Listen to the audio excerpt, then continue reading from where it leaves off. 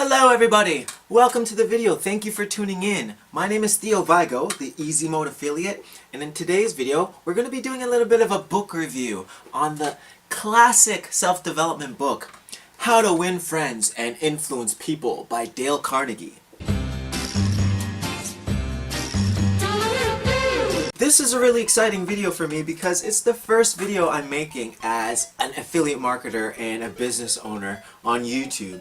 If you are really into affiliate marketing or you are interested in learning more about this stuff, I'm going to be making a lot more videos in the future going forward. So if you want to build yourself up with me practically, because this is the bottom, folks. This is what the bottom looks like.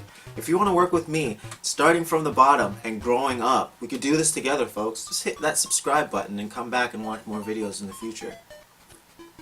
So me, being someone who has been trying for like the last decade to create a successful business or a successful project, I chose this book to review first because I feel like making a genuine, positive connection with people is probably the most important skill you can have when it comes to creating a successful business.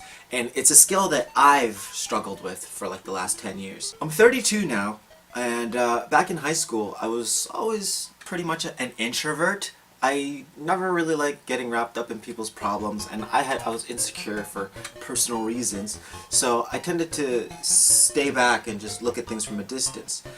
This habit that I developed over the years, it became detrimental to me when I decided to try and create a business because it can keep you from connecting with people. And it can leave you missing out on a crap ton of opportunities you could have had if you're willing to step outside of your comfort zone and connect with somebody. It's literally why I feel like it's taken me so long to create financial success. I mean, the book even says it in the tagline, the best book of its kind, the only book you need to lead you to success. And I believe that because, you know, if you're able to connect with people and that you have that skill highly developed, you can score a job, you can close a deal, you can meet new people if you've like moved to a new city or you're going to a new school. It can help you meet new people, it can help you make money, and it can help you find love. Basically. And what else is there? The book teaches you things like, let's take a look at the back here. The 6 ways to make people like you. The 12 ways to win people to your way of thinking. The 9 ways to change people without arousing resentment. So right now I'm going to jump into 5 highlights, things that I personally really liked from the book, and you know, we'll go from there. First of all, before chapter 1 even begins, Carnegie gives us 9 ways that we can, 9 suggestions. He's not trying to bully us here. He gives us 9 suggestions of how we can get the most out of this book. Now I'm not going to go over them all, but number 1 was you must have a deep desire to actually learn what you're going to read about. Because as with anything, if you go into it half-heartedly, the chances of you learning, retaining any information, it drops significantly. And hell, if you jump in half-heartedly, you're probably not even going to finish what you started. The third suggestion, another one that I like, is to stop frequently while you're reading and sit and think about what you just read. Let it sink in and reflect on it and see how it relates to your own personal situation. He talks about, after getting through the book once, to come back to it and skim through a few chapters every month so that you can retain the information. He talks about while you're reading to have a marker or a highlighter with you so that you can mark down lessons that stick out to you and really stand out to you personally.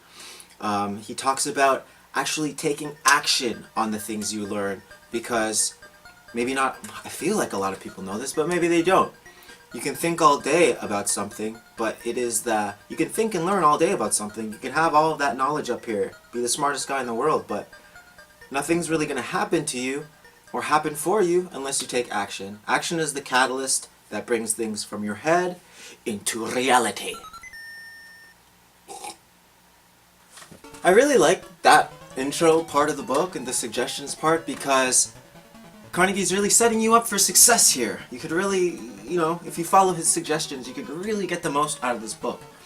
The second thing I'd like to highlight is a poem that is placed at the end of the first chapter. This poem is by W. Livingston Larned, I believe that's how you say that last name, and it's called Father Forgets. It's basically about a father who enters his son's room at night to kneel at his son's bedside and lament about the way that he has been treating his boy.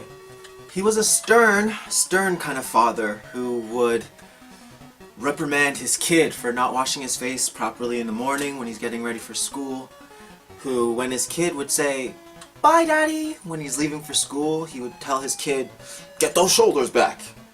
He would scold his kid for being clumsy at the dinner table and for coming home with holes in his stockings after a day of playing at the schoolyard. That night, before he entered the boy's room, he had been in his den reading the newspaper, and his boy sheepishly came up to the door, looking inside. His father heard him, and he gave him a nice cold, "What is it that you want?" And the boy just ran inside, jumped on his father, gave him a big hug and a big kiss, and before his father could say anything, he ran out of the room and upstairs and he went to bed. So cute! It's so cute. I'm getting emotional thinking about it right now. The father sat there with his newspaper and all of his insensitive actions just came flooding back into his mind. And the empathy and the love that his son needed finally became apparent to him. He finally realized that he'd been projecting his own image, that of a man, onto this toddler.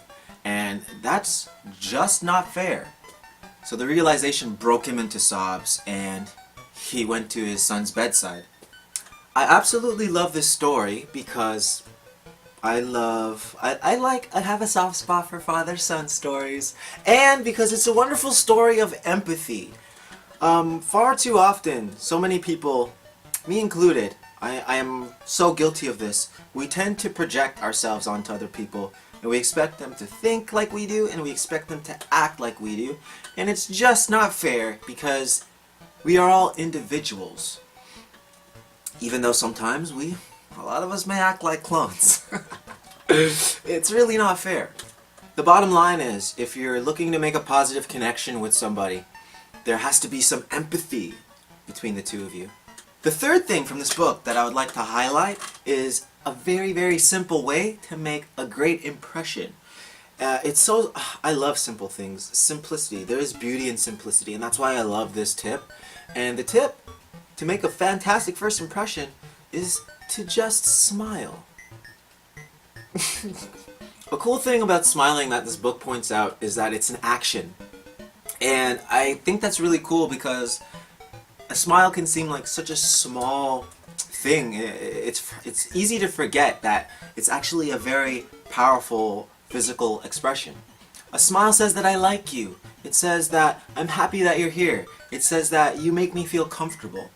Smiles are contagious and they're very disarming. I love how the book brings up that it's the same effect that a happy puppy can have on us or a giggling baby. It's a nice feeling to feel that someone or something enjoys you being around. The fourth highlight is a couple of sentences that you can use to diffuse any argument or verbal confrontation that you get in. Here it is. I don't blame you an iota for feeling as you do. If I were you, I would undoubtedly feel just as you do. I love this highlight because, as the book notes, you can say this with absolute sincerity. Carnegie uses American gangster Al Capone as an example in the book. If you were Al Capone, you were in the same exact position that he was in, you looked the same, you dressed the same, you had the same upbringing, you had the same friends, you're in the same environment, you have no choice but to be and act exactly like Al Capone. And the same thing goes for everybody else that you ever get into an argument with. You can't blame them for feeling the way that they do, because if you were them, you would certainly feel exactly the same as them. The fifth and final highlight is a quote that I actually underlined the first time I read this book about 7 years ago. It reads, "I have no right to say or do anything that diminishes a man in his own eyes. What matters is not what I think of him, but what he thinks of himself. Hurting a man in his dignity is a crime." I guess I knew back then that I might have had a little problem that needed to be checked. You see, because like when we're living in our own little bubbles, it could be really easy to begin to feel like we know it all. And heck, man, sometimes we do know it all. Sometimes we are right. We are 100% right and the other person is 100% wrong. And sometimes it just feels good to let them know the truth, you know? Because truth overall, gosh darn it. Truth overall. Yeah, it can feel good to be right and boast about it.